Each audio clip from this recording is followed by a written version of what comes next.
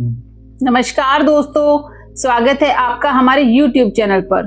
दोस्तों, भगवान शिव ने बताया है कि जिन औलादों में यह 3 गुण होते हैं वे अपने माता पिता को बहुत दुख देते हैं। चलिए उन 3 गुणों के बारे में जान लेते हैं, जिससे हम यह पहचान सके कि हमारे बच्चों में या हमारे अंदर वह गुण है या नहीं। एक बार की बात है, देव मुनि नारद पृथ्वी लोक का भ्रमण करके आकाश होते हुए भगवान शिव के पास जाते हैं। तब भगवान शिव कैलाश पर्वत पर अपने नंदी के साथ विराजमान होते हैं। तभी देव मुनि भगवान शिव के पास पहुंच जाते हैं। भगवान शिव देव मुनि नारद को देखकर कहते हैं, हे देव मुनि नारद, आज आपका कैलाश पर्वत पर किस प्रयोजन से आगमन हुआ है? तब देव मुनि नारद कहते हैं, हे प्रभु, मैं अभी अभी पृथ्वी लोक का भ्रमण करके आ रहा हूँ और मैंने देखा कि पृथ्वी लोक पर बहुत सारे माता पिता की औलादें उनके बुढ़ापा का सहारा नहीं बन रही है तथा अपने माता पिता को बुढ़ापे में बहुत कष्ट देते हैं। तो हे प्रभु, मैं आपसे निवेदन करता हूँ कि आप मुझे बताने की कृपा करें कि वह कौन सी औलाद होती है जो अपने माता पिता को दुख देती है। तब भगवान शिव कहते हैं, हे देव मुनि नारद, हम आपको आज एक अत्यंत पवित्र कथा सुनाते हैं, जिसे सुनने के बाद आपको आपके सभी प्रश्नों के उत्तर अवश्य मिल जाएंगे। भगवान शिव कहते हैं, जो व्यक्ति इस कथा को ध्यान पूर्वक पूरा सुनता है उसके बच्चे बुरी संगति से बाहर आते हैं तथा अपने माता पिता की सेवा सदैव करते हैं। दोस्तों, अगर कथा पसंद आए तो वीडियो को लाइक करके चैनल को सब्सक्राइब करें और कमेंट बॉक्स में हर हर महादेव अवश्य लिख दीजिएगा। तो चलिए दोस्तों, कथा को आरंभ करते हैं। प्राचीन काल की बात है, एक नगर में रामसेन नाम का राजा रहता था, जिसकी एक बहुत ही सुंदर कन्या थी। रामसेन की कन्या का नाम छाया था। उसे अपने रूप का बहुत घमंड था। माता पिता की वह शुरू से ही लाडली बेटी थी, इसलिए पूरी स्वतंत्रता के साथ खेली कूदी और बड़ी हुई। उसे इस बात का भी अभिमान था कि वह एक राजकुमारी है। वह अपने आगे किसी को कुछ नहीं समझती थी और चलते फिरते लोगों का अपमान करती रहती थी। भगवान शिव कहते हैं, हे देव मुनि नारद, हर व्यक्ति का बेटा हो या बेटी, जरूरत से अधिक स्वतंत्रता उन्हें बिगाड़ देती है और उन्हें बिगाड़ने में सबसे बड़ा योगदान उनके माता पिता का ही रहता है। बच्चे यदि मनमानी करने लगे तो माँ बाप को उनकी तरफदारी नहीं करनी चाहिए, बल्कि उनकी गलती पर उन्हें समझाना चाहिए। जरूरत पड़े तो डांट फटकार भी लगानी चाहिए। और बच्चे भी आपकी बात तभी मानेंगे जब आपने उन्हें बचपन से समझाया होगा, उनकी हर एक गतिविधि पर नजर रखी होगी, उन्हें आदर्श का पाठ पढ़ाया होगा, उन्हें संस्कारों से सींचा होगा। यदि माता पिता ने ऐसा नहीं किया है तो औलाद के बड़े होने पर आप उन्हें दंडित करके भी नहीं सुधार सकते। तब तो आपका समझाना भी उनको तीर की बाण की भांति चुभेगा और वह आपके वश से बाहर हो जाएंगे। भगवान शिव आगे कहते हैं, हे देव मुनि नारद, राजा रामसेन की कन्या के लिए जो भी रिश्ता आता वह अपने दुष्ट स्वभाव के चलते उसे लौटा देती थी। उसके लिए न जाने कितने रिश्ते आए और उसने सबको अपमानित करके उनकी हंसी उड़ाते हुए वहां से वापस कर दिया। राजा भी बेटी की इन हरकतों से बहुत परेशान हो चुका था। एक दिन राजा ने बेटी छाया के लिए अपने राज्य में एक स्वयंवर का आयोजन किया। कई जगह के राजकुमार और राजा महाराजा स्वयंवर में भाग लेने के लिए आए। सारे राजा महाराजा आकर अपने अपने आसन पर बैठ गए। उधर राजकुमारी छाया हाथ में माला लेकर अपनी सहेलियों के साथ राज दरबार में जा रही थी। छाया अपनी सुंदरता के घमंड में भरी हुई थी। सभी राजकुमारों को गौर से देखती हुई आगे बढ़ रही थी। वह जिस भी राजकुमार के सामने पहुंचती थी उसी की किसी न किसी बात पर खिल्ली उड़ाती और आगे बढ़ जाती। सभा के बीच राजकुमारी की बातों से अपमानित होकर वह राजकुमार राजसभा से उठकर चले जाते राजकुमारी एक मोटे से राजकुमार के सामने पहुंची। वह उस मोटे राजकुमार की हंसी उड़ाती हुई अपनी सहेलियों से बोली, हे सहेली, देखो तो इन महाशय को, इनका शरीर कैसा लग रहा है, जैसे किसी ने आटे का बोरा रख दिया हो। उसके शरीर की बनावट पर वह काफी देर तक हंसी उड़ाती रही। वह राजकुमार राजकुमारी की बातों से लज्जित होकर दरबार से चला गया। इसी तरह राजकुमारी फिर अगले राजकुमार के पास पहुंच गई। वह राजकुमार देखने में कुछ लंबा था। राजकुमारी छाया ने अपने कटु शब्दों से उसे भी खूब अपमानित किया। देखो सहेली, यह तो कोई खंबा मालूम पड़ता है। इसे तो किसी चौराहे पर खड़ा करके इसके ऊपर मशाल लगानी चाहिए। राजकुमार की कठोर शब्दों से पीड़ित होकर वह भी मुंह बनाता हुआ वहां से चला गया। एक राजकुमार की तो काफी बड़ी दाढ़ी थी।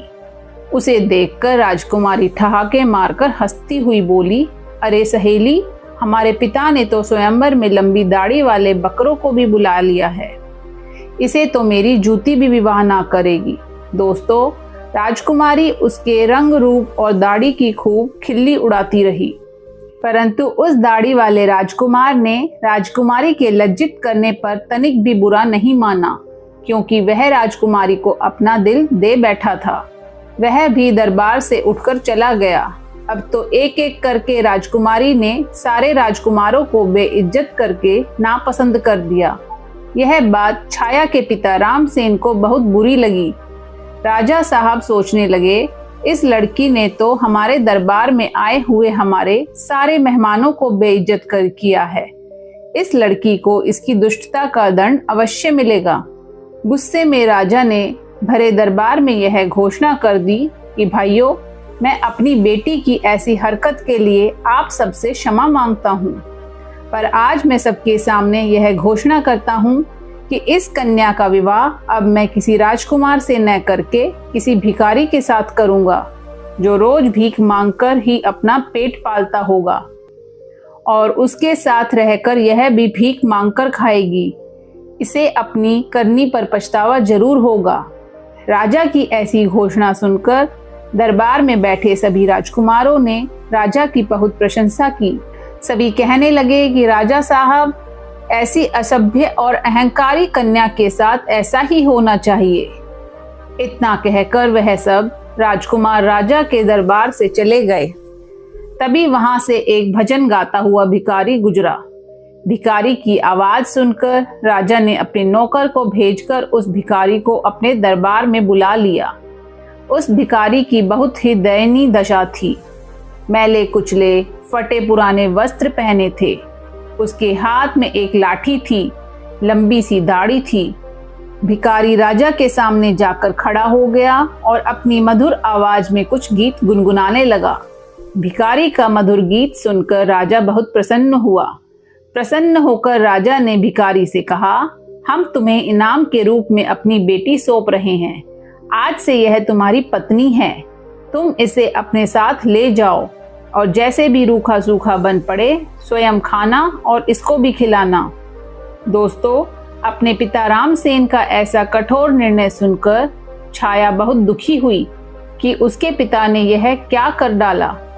पहले तो उसने भिखारी के साथ जाने से साफ इनकार किया, पर राजा का ऐसा ही आदेश था, इसलिए उसे विवश होकर भिखारी के साथ जाना पड़ा।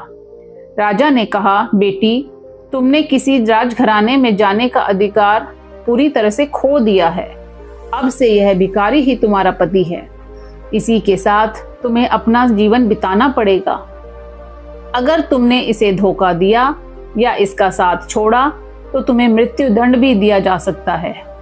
दोस्तों, राजा ने छाया का विवाह उस भिखारी से कराने के बाद उसे अपने घर से विदा कर दिया। छाया रोती चिल्लाती, छाती पीटती हुई भिखारी के साथ चली गई। भिखारी उसे लेकर खुशी खुशी एक जंगल में चला गया। जंगल में उसकी एक अत्यंत सुंदर कुटिया थी। कुटिया के पास में उसने एक आम का पेड़ लगाया था, जिस पर बहुत सारे पके हुए आम थे। तब राजकुमारी ने बाहर जाकर देखा तो एक बहुत बड़ा और सुंदर खेत था। छाया ने उस भिखारी से पूछा कि यह खेत किसका है, तो भिखारी ने जवाब दिया, हे राजकुमारी, मैंने ऐसा सुना है कि यह खेत उसी दाढ़ी वाले राजकुमार का है जिसे तुमने अपने स्वयंवर में दाढ़ी वाला बकरा कहकर अपमानित किया था। पर तुम्हारा दुर्भाग्य देखिए और बदकिस्मती से मैं भी तुम्हें उस दाढ़ी वाले की तरह लंबी दाढ़ी वाला मिला हूँ। अगर तुम उस दाढ़ी वाले से विवाह कर लेती तो आज इस खेत की तुम स्वयं मालकिन होती, पर अब पछताने से कोई फायदा नहीं है। दोस्तों, फिर कुछ दूर आगे चलने पर राजकुमारी छाया को सुंदर फल फूलों से लदा हुआ एक बाग दिखाई दिया। छाया ने कहा, थोड़ी देर इस बाग में ठहर कर विश्राम कर लेते हैं। यह बाग किसका है? बड़ा ही सुंदर है। भिखारी ने उत्तर दिया, राजकुमारी जी, यह बाग भी उसी दाढ़ी वाले बकरे का है जिसका तुमने अपमान किया था। इसलिए अति शीघ्र विश्राम करके यहाँ से निकल चलो, वरना वह दाढ़ी वाले राजकुमार को पता चल गया तो वह हमें अपमानित करके भगा देगा। सोचो, अगर तुम उससे विवाह कर लेती तो यह बाग भी तुम्हारा होता और मुझे भिखारी के साथ तुम्हें नहीं आना पड़ता, पर तुम्हारा घमंड ही तुम्हें यहाँ ले आया है। तब दोस्तों भगवान शिव देव मुनि नारद से कहते हैं, इस प्रकार वह बातें करते हुए दोनों आगे बढ़ते चले गए। कुछ दूर आगे जाने पर वह एक बहुत सुंदर नगर में पहुंचे।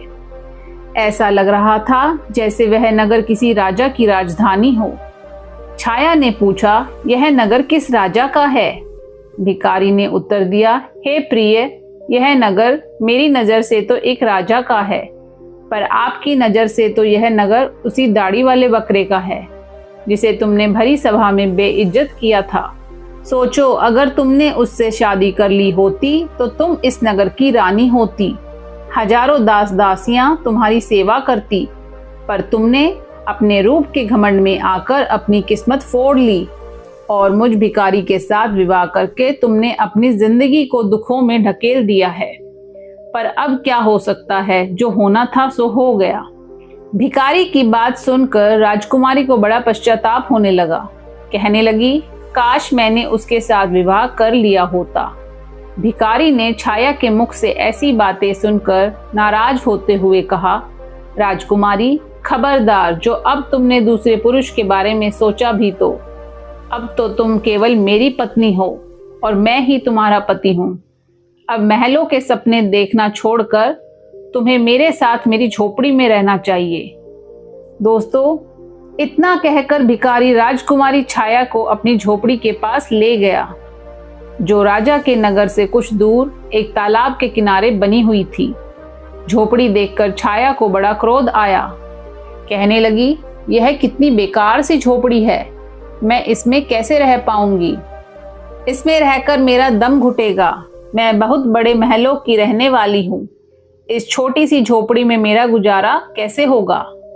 भिखारी बोला, राजकुमारी, अब आज से यही झोपड़ी तुम्हारा नया घर है और इसी में तुम्हें रहना पड़ेगा।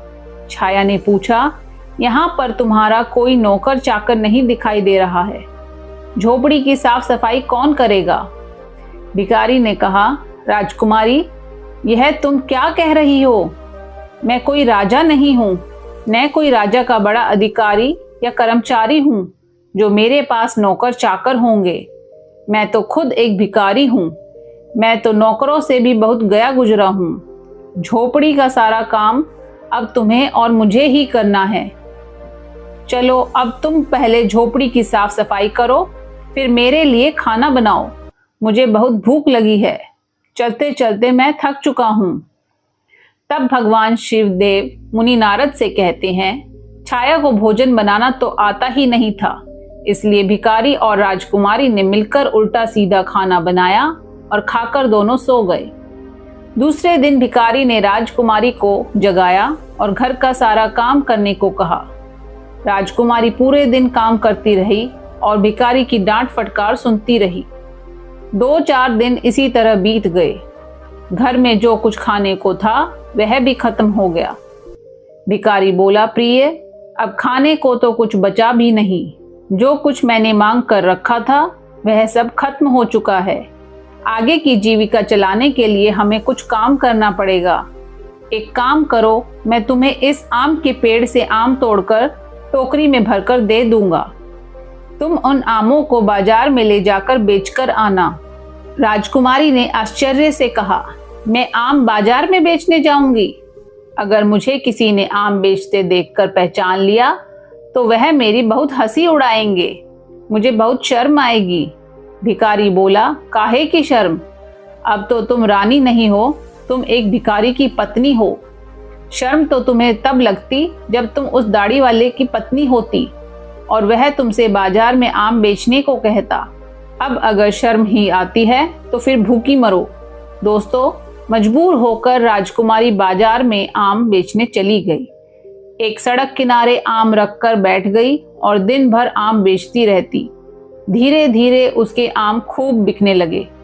एक दिन की बात है, जब राजकुमारी छाया सड़क पर बैठी आम बेच रही थी, तभी वहां पर एक राजा का मंत्री आया और उसने लात मारकर उसके सारे आम इधर उधर फैला दिए।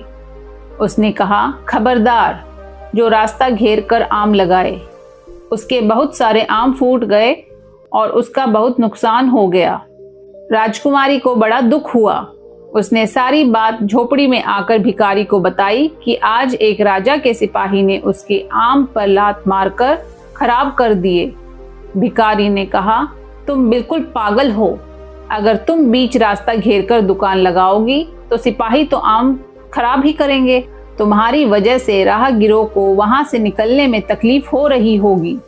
अब तुमसे यह काम भी ठीक से नहीं होगा। तुम्हें कोई काम बताओ तो तुमसे ठीक से होता ही नहीं है। अब मैं जा रहा हूं और तुम्हारे लिए कोई और काम तलाश करूंगा। भिखारी गया और राजा के एक बड़े अधिकारी के यहाँ रसोई का काम तलाश लाया और छाया से कहा, मैंने तुम्हारे काम की व्यवस्था कर दी है। कल से तुम राज्य कर्मचारी की रसोई में जाया करोगी और वहाँ के रसोइये के साथ मिलकर खाना बनाना है। वहाँ से हमें खाने के लिए अच्छा अच्छा भोजन भी मिलता रहेगा। दोस्तों, भगवान शिव देव मुनि नारद से कहते हैं, इस प्रकार वह घमंडी राजकुमारी रसोइये की मददगार बनकर काम करने लगी। वह सुबह से शाम तक रसोइयों के साथ मिलकर काम करती और रात को बचा हुआ खाना अपने घर ले आती। इसी तरह दोनों की जिंदगी अब बहुत सुकून से कटने लगी। एक दिन की बात है, छाया रसोई में काम कर रही थी। तभी उसने खिड़की से झांक कर देखा तो वहां राजा के महल में कुछ उत्सव होने वाला था। पूरा राजमहल सजाया हुआ था। बड़े बड़े मेहमान आ रहे थे। नौकर चाकर उनका स्वागत कर रहे थे। महल में बड़ी धूमधाम थी। राजकुमारी वह सब देखकर अपनी किस्मत को कोस रही थी। अपनी किस्मत पर आंसू बहा रही थी और सोच रही थी कि काश मैं इतनी घमंडी नहीं होती तो मुझे यह दिन देखने को नहीं मिलता। वह वहां खड़ी खड़ी सोच रही थी। तभी वहां दो दासियां आती है और कुछ खाने का सामान उसकी टोकरी में रखकर चली जाती है। राजकुमारी टोकरी को लेकर अपने घर को लौटने लगी।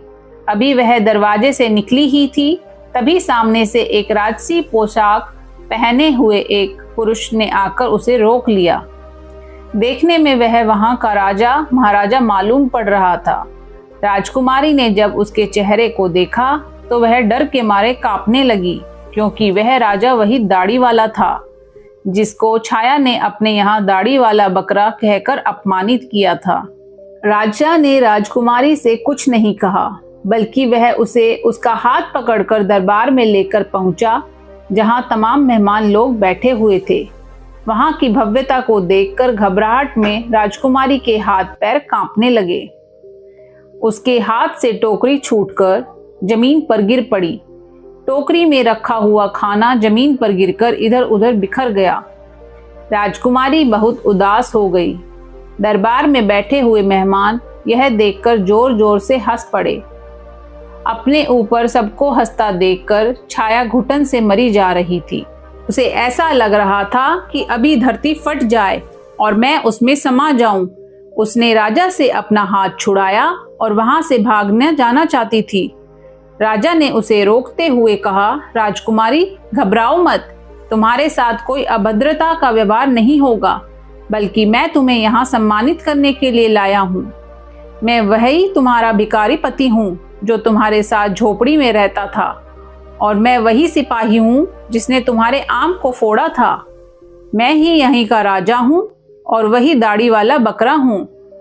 मैंने तुम्हारे साथ भिखारी बनकर विवाह इसलिए किया था क्योंकि मैं तुम्हें चाहता था और तुम्हारे पिता की प्रतिज्ञा को ध्यान में रखते हुए मुझे भिखारी की वेशभूषा बनानी पड़ी।